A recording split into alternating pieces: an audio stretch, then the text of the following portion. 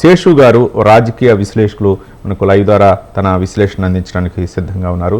శేషు గారు నమస్కారం అండి. నమస్కారం. శేషు గారు అంటే మాజీ ప్రధాని దివంగత ఆర్థిక మార్గదర్శి అస్తమయం అంటూ మనం అన్ని దినపత్రికల్లో చూసాం. దేశానికి ఒక దిక్సూచి అని రకరకాలైనటువంటి ఆయనకి అంటే ఆయన పొగట్టడానికి చాలా ఉంటాయి అంశాలు. కానీ ఒక ఆర్థిక శాస్త్రవేత్తగా ఒక ఆర్థిక శాఖ మంత్రిగా ఆయన అందించినటువంటి సేవలు, ముఖ్యంగా దేశానికి 10 సంవత్సరాల పాటు ప్రధానిగా ఆయన చేసినటువంటి సేవలు, ఇవన్నీ కూడా కొన్ని కీలకమైనటువంటి నిర్ణయాలు ఏవైతే ఉన్నాయో, ఆధార్ కార్డు అవ్వచ్చు, లేకపోతే సమాచార వ్యవస్థ అవ్వచ్చు, లేకపోతే ఉపాధి హామీ అవ్వచ్చు, తెలంగాణ ఏర్పాటు అవ్వచ్చు, ఇవన్నీ కూడా మన్మోహన్ సింగ్ హయాంలోనే వచ్చాయి. వీటన్నిటిని కూడా ఏ విధంగా చూడొచ్చు? ఆయన దేశానికి అందించినటువంటి సేవల గురించి మీ యొక్క విశ్లేషణ. భారతదేశ ఆర్థిక గమనాన్ని మార్చివేసినటువంటి ఒక మహోన్నతమైనటువంటి వ్యక్తి మన్మోహన్ సింగ్. మన్మోహన్ సింగ్ మరణము దేశానికి తీరని లోటు. మన్మోహన్ సింగ్ మరణానికి మనము శ్రద్ధాంజలి ఘటిస్తూ తను చేసినటువంటి సేవలు, ఈ దేశానికి మరపురానటువంటి సేవలు, ఈ దేశము ఈ స్థాయిలో నిలబడటానికి, వాళ్ళ ప్రపంచంలో 5వ ఆర్థిక వ్యవస్థగా భారతదేశం ఎదగటానికి పునాదులు వేసినటువంటి వ్యక్తిగా మన్మోహన్ సింగ్ ని మనం చూడాల్సినటువంటి అవసరం ఉంది. ఇది దేశానికి ఆయన మరణం ఒక తీరని లోటుగానే మనం భావించాలి. భారతదేశము తీవ్రమైనటువంటి ఆర్థిక సంక్షోభంలో చిక్కుకున్నప్పుడు 1990లో భారతదేశం తీవ్రమైనటువంటి ఆర్థిక సంక్షోభంలో చిక్కుకుంది. ఆనాడున్న పరిస్థితులు ఏంటంటే, ద్రవ్యోల్బణం పెద్ద ఎత్తున పెరిగిపోయింది. అసలు ఇంతవరకు భారతదేశ చరిత్రలోనే పెరగనంత ద్రవ్యోల్బణం పెరిగిపోయింది ఒకటి. రెండోది, భారత విదేశీ మారక ద్రవ్య నిల్వలు పూర్తిగా అడుగంటిపోయినాయి. 3 వారాలకు సరిపోయేటటువంటి నిల్వలు కూడా లేనటువంటి పరిస్థితి. తర్వాత జీడిపి వృద్ధి రేటు తీవ్ర స్థాయిలో పడిపోతున్నటువంటి దశ. పేదరికము, నిరుద్యోగం కూడా పెద్ద ఎత్తున పెరిగిపోతున్నటువంటి దశ. ఆ దశ నుండి భారతదేశ ఆర్థిక వ్యవస్థని మళ్ళా పురోగమనం వైపుకు తీసుకుపోవటానికి ఆర్థిక సంస్కరణలను ప్రవేశపెట్టింది డాక్టర్ మన్మోహన్ సింగ్. 1991లో పివి నరసింహారావు, మన్మోహన్ సింగ్ ఇద్దరు ఆధ్వర్యంలో ప్రభుత్వం ఏర్పాటైంది. ప్రధానమంత్రిగా పివి నరసింహారావు, ఆర్థిక మంత్రిగా మన్మోహన్ సింగ్ ఇద్దరు బాధ్యతలు చేపట్టిన తర్వాత 1992లో నూతన ఆర్థిక సంస్కరణలు తీసుకొచ్చారు. న్యూ ఎకనామిక్ పాలసీ పేరు మీద నూతన ఆర్థిక సంస్కరణలు తీసుకొచ్చారు. ఆ ఆర్థిక సంస్కరణలే ఇవాళ భారతదేశాన్ని ఈ స్థాయిలో నిలబెట్టింది. ప్రపంచంలో 3వ ఆర్థిక వ్యవస్థ వైపుకు పరుగులు పెడుతున్నామంటే ఆనాడు ఆర్థిక మంత్రిగా మన్మోహన్ సింగ్ వేసినటువంటి పునాదిగానే మనం చెప్పుకోవాలి. 92లో వచ్చినటువంటి మోడల్, అది రావ్ అండ్ మన్మోహన్ మోడల్ అంటాం అన్నట్టు. ఆ మోడలే ఇవాళ భారతదేశ ఆర్థిక వ్యవస్థని నిలబెట్టింది అనేటటువంటి విషయాన్ని గమనించాలి. 5 సంవత్సరాలు ఆర్థిక మంత్రిగా సక్సెస్ఫుల్ గా భారతదేశ ఆర్థిక వ్యవస్థ నిలబెట్టడమే కాదు, 2004లో ప్రధానిగా బాధ్యతలు చేపట్టినారు. 2009లో కూడా ప్రధానిగా బాధ్యతలు చేపట్టి యూపీఏ ప్రభుత్వ హయాంలో అనేక కీలకమైనటువంటి సంస్కరణలు తీసుకొచ్చినటువంటి 10 సంవత్సరాలు భారతదేశానికి వరుసగా ప్రధానమంత్రిగా చేసి అనేక కీలకమైనటువంటి సంస్కరణలు తీసుకొచ్చినటువంటి వ్యక్తిగా చూడాలి. ముఖ్యంగా దేశంలో అన్స్కిల్డ్ లేబర్ కి ఉపాధి కల్పించేటటువంటి Mahatma Gandhi national rural employment guarantee programme తీసుకొచ్చారు. అదేవిధంగా ఈ దేశంలో ఉన్నటువంటి ప్రతి పౌరుడు ప్రభుత్వం యొక్క విధానాలను తెలుసుకునేటటువంటి సమాచార హక్కు చట్టాన్ని, అసలు ప్రపంచంలో ఎక్కడా లేనటువంటి ఒక సమాచార హక్కు చట్టాన్ని తీసుకొచ్చినటువంటి వ్యక్తి. తర్వాత ఈ దేశంలో ఉన్నటువంటి పౌరులకు ఒక unique ID number, Aadhaar card లాంటి ఒక నెంబర్ తీసుకొచ్చినటువంటి వ్యక్తి. అనేకమైనటువంటి సంస్కరణలు, అటు ఆర్థిక సంస్కరణలు, రాజకీయ పరమైనటువంటి సంస్కరణలు, ఉపాధికి సంబంధించినటువంటి సంస్కరణలు, ఒక సంస్కరణలకు ఈ దేశంలో ఆద్యుడిగా పిలువబడుతున్నటువంటి వ్యక్తి డాక్టర్ మన్మోహన్ సింగ్. అటు రిజర్వ్ బ్యాంకు గవర్నర్ గా సేవలు అందించారు, ప్రణాళిక సంఘ ఉపాధ్యక్షుడిగా సేవలు అందించారు, భారత ఆర్థిక మంత్రిగా సేవలు అందించారు, భారత ప్రధానిగా సేవలు అందించారు. ఇంత గొప్ప సేవలు అందించడమే కాదు, ప్రపంచంలోనే మన్మోహన్ సింగ్ ఆర్థిక సంస్కరణలు మొత్తం ఒక పేరుగాంచినటువంటి సంస్కరణలుగా మనం చూడాలి. ఒక సంస్కరణవాదిగా భారతదేశ ఆర్థిక గమనాన్ని మార్చినటువంటి వ్యక్తిగా నిజంగా మన్మోహన్ సింగ్ ఈ దేశ ఆర్థిక వ్యవస్థ పైన చెరగని ముద్ర వేసినటువంటి వ్యక్తిగానే మనం చూడాలి. శేషు గారు, ఏ దేశమైనా అభివృద్ధి చెందాలంటే ఆర్థిక సంస్కరణలు ముఖ్యం. అంతేకాకుండా ప్రజలకు కూడా కొన్ని మౌలిక సదుపాయాలు కల్పించాలి. అట్లాంటి తరుణంలో ఇబ్బడి ముబ్బడిగా చాలా మంది రాజకీయ నాయకులు ఎన్నికల హామీలు ఇస్తున్నటువంటి తరుణంలో తన సొంత పార్టీ నాయకులైనా సరే వాటన్నిటిని కూడా ఆయన కొంచెం విభేదించినటువంటి సందర్భాలు కూడా ఉన్నాయని చెప్పారు. అంటే ఎన్నికల హామీలు ఇచ్చి రుణమాఫీలు అవ్వచ్చు, ఇట్లాంటివి కూడా అది దేశానికి కొంచెం సమస్యగా ఏర్పడే అవకాశాలు ఉన్నాయని చెప్పేసి ఆయన బాహాటంగా చెప్పిన సందర్భాలు కూడా ఉన్నాయనుకోవచ్చా? అక్క, రైతు రుణమాఫీని ఎప్పుడు మన్మోహన్ సింగ్ వ్యతిరేకించలేదు.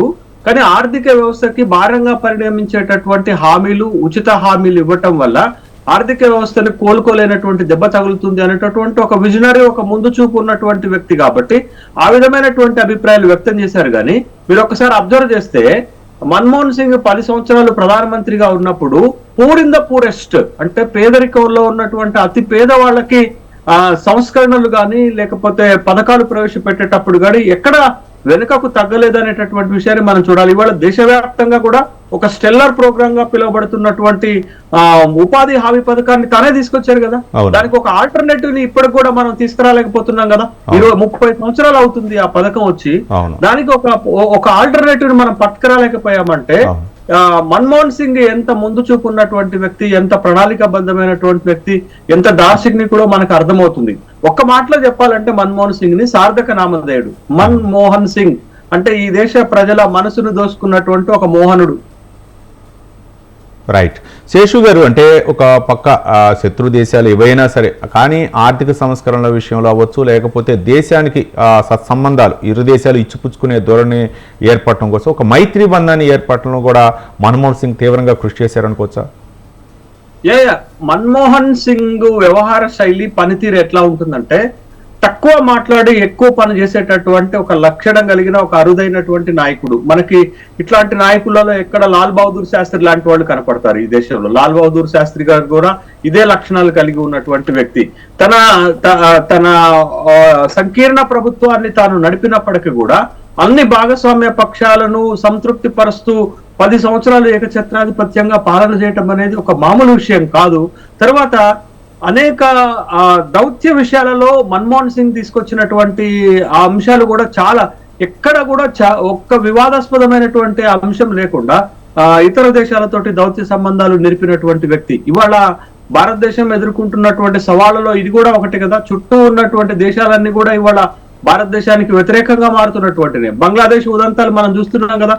కానీ మన్మోహన్ సింగ్ 10 సంవత్సరాలు ఉన్నప్పుడు ప్రపంచంలో ఎక్కడ కూడా ఏ దేశం కూడా, ఈవెన్ దో పాకిస్తాన్ తోటి చైనాతో కూడా సంబంధాలు నిలపటంలో మన్మోహన్ సింగ్ ది చాలా అందవేసినటువంటి చెయ్యి. కాబట్టి మన్మోహన్ సింగ్ ఒక పక్క విదేశాంగ విధానంలో గాని భారత ఆర్థిక విధానంలో గాని ప్రపంచాలన్నీ కూడా మన్మోహన్ సింగ్ ప్రతిపాదించినటువంటి ఆర్థిక విధానాలను అవలంబిస్తున్నటువంటి సందర్భాలు మనం చూస్తున్నాం కదా. ఇవాళ ప్రతి దేశంలో ఆర్థిక సంస్కరణలు వస్తున్నాయి. అన్నిటికంటే ముందు మనమే ఆర్థిక సంస్కరణలు ప్రారంభించాం. దానికి ఒక మార్గనిర్దేశకుడు, ఒక దార్శనికుడు, పునాది వేసినటువంటి వ్యక్తి డాక్టర్ మన్మోహన్ సింగ్ అనేటటువంటి విషయాన్ని మనం చూడాలి. ఇంకా ఈ లిబరలైజ్డ్ పాలసీలు కొనసాగుతున్నంత కాలం మన్మోహన్ సింగ్ ఐడియాలజీనే ప్రపంచం, భారతదేశానికే కాదు ప్రపంచం మొత్తానికి కూడా ఒక బేస్ ఇచ్చేటటువంటి ఆర్థిక సంస్కరణలు ప్రతిపాదించినటువంటి ఒక గొప్ప వ్యక్తి.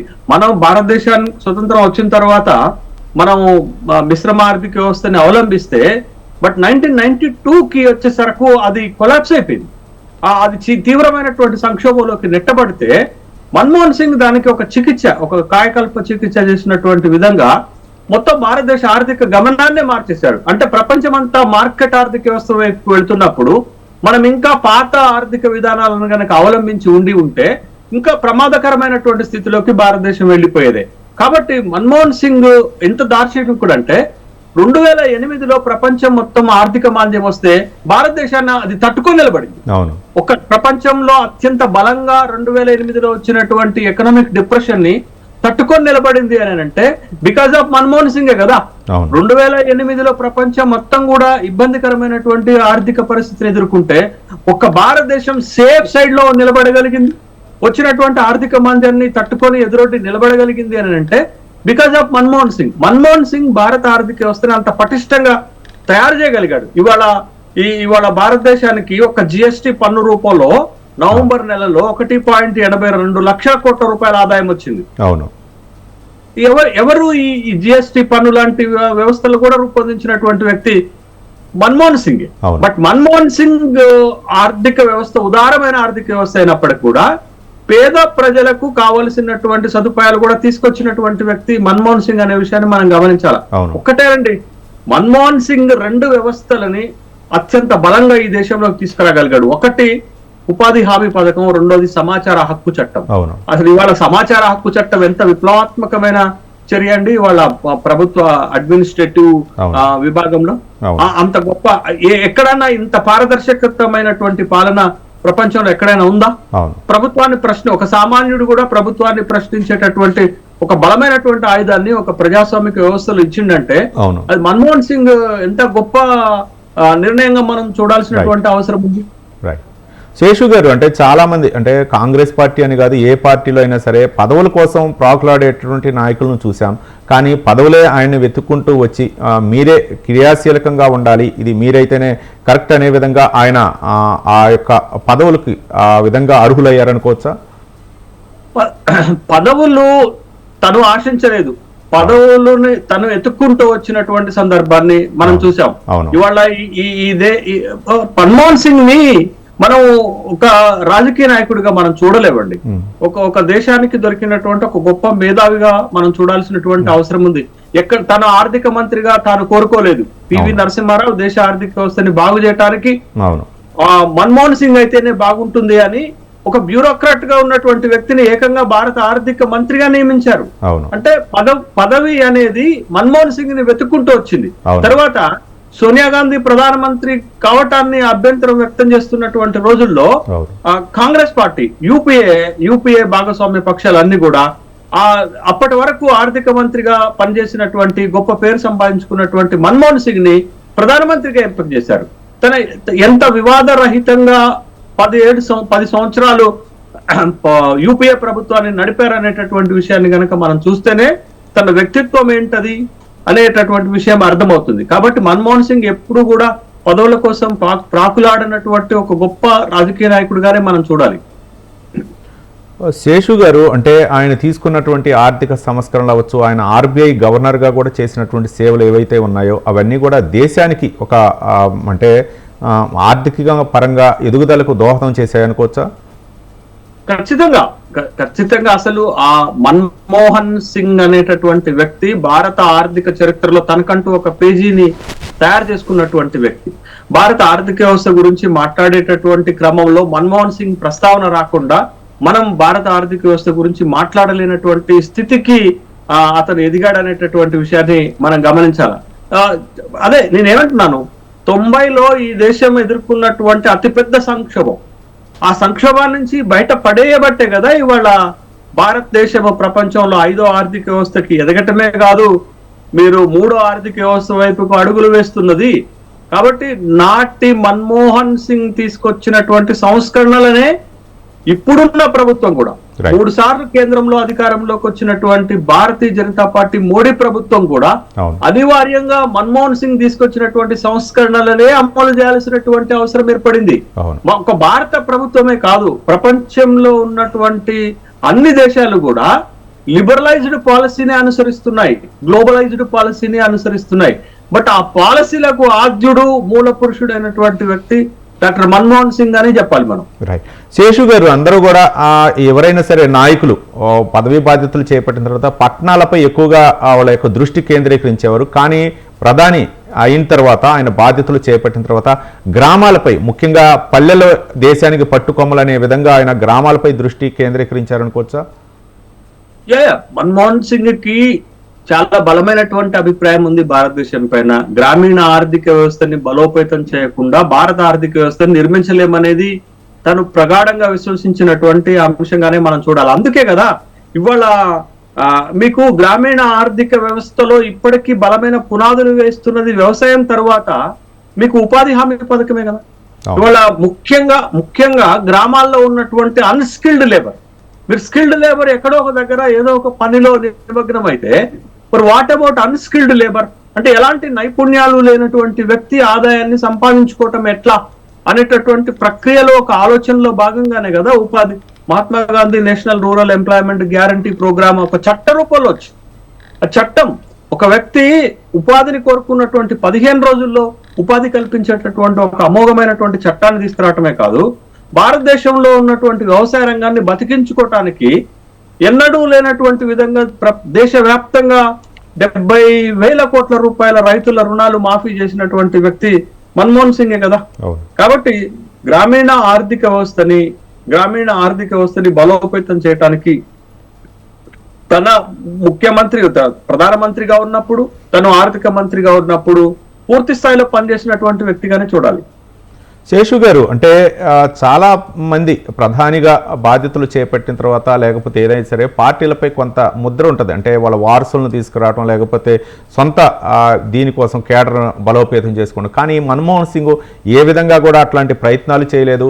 కానీ నాకు ఇచ్చినటువంటి ఏదైతే ఆ బాధ్యతలు ఉన్నాయో ఆ బాధ్యతలపైనే ఆయన ఎక్కువగా దృష్టి కేంద్రీకరించి పదవి బాధ్యతలు నిర్వహించారు. ముఖ్యంగా కాంగ్రెస్ పార్టీకి ఇది తీరని లోటు అనుకోవచ్చా? ఒక విధంగా చెప్పాలంటే ఇట్లాంటి నాయకులు, ఇట్లాంటి ఆర్థికవేత్తలు దేశానికి అరుదనుకోవచ్చా? మన్మోహన్ సింగ్ మరణము కాంగ్రెస్ పార్టీకి కాదండి, కాంగ్రెస్ పార్టీకే కాదు, మొత్తం దేశానికే ఒక తీరని లోటుగా మనం చెప్పాలి. మన్మోహన్ సింగ్ ఎప్పుడు కూడా కాంగ్రెస్ జెండాలు మెడలో వేసుకొని కాంగ్రెస్ కోసం ప్రచారం చేసినటువంటి సందర్భాలు మనం చూడమండి. ఒక ఫంక్తు బ్యూరోక్రాట్ గా పనిచేసినటువంటి సందర్భాలని మనం చూసాం తప్ప మన్మోహన్ సింగ్ లో ఒక రాజకీయ నాయకుడిని మనం వెతికినా దొరకడు అనేటటువంటి విషయాన్ని మనం గమనించాలి. రెండోది, అసలు రాజకీయాలలో 10 సంవత్సరాలు ప్రధానమంత్రిగా 5 సంవత్సరాలు ఆర్థిక మంత్రిగా పనిచేసినటువంటి వ్యక్తి ఎక్కడ ఈ దేశంలో ఒక్కసారి ఎమ్మెల్యే అయితేనే తన కుమారులను, కూతుళ్లను, కోడళ్లను, కుటుంబాల మొత్తాన్ని రాజకీయాల్లోకి పట్టుకొచ్చి వారసత్వ రాజకీయాలకు పెద్దపీట వేసేటటువంటి భారతదేశం లాంటి రాజకీయాల్లో ఒక ఇద్దరు అరుదైనటువంటి వ్యక్తులు మన కళ్ళ ముందు కనపడతారండి. ఒకటి డాక్టర్ మన్మోహన్ సింగ్ అయితే, రెండోది అబ్దుల్ కలాం. వీళ్ళిద్దరు కూడా ఎక్కడ కూడా తన కుటుంబాన్ని ఈసుమంతా కూడా అంటే 0.1% కూడా రాజకీయాల వైపుకి తీసుకొచ్చినటువంటి సందర్భాలు మనం చూడలేదు. ఎక్కడ కూడా ఆ విధమైనటువంటి ఆరోపణలకు తాము ఇవ్వనటువంటివి. ఇద్దరు కూడా అత్యంత కీలకమైనటువంటి పదవుల్లో పనిచేసినప్పటికి కూడా మన్మోహన్ సింగ్ ప్రభుత్వం పైన అవినీతి ఆరోపణలు వచ్చాయి కానీ మన్మోహన్ సింగ్ పైన అవినీతి ఆరోపణలు రాలేదనేటటువంటి విషయాన్ని మనం గమనించాలా. అంటే ఒక క్లీన్ ఇమేజ్ కలిగినటువంటి భారతదేశ ఆర్థిక వ్యవస్థని బలోపేతం చేసినటువంటి ఒక గొప్ప మేధావిగానే చరిత్రలో నిలబడిపోతారనేది వాస్తవం.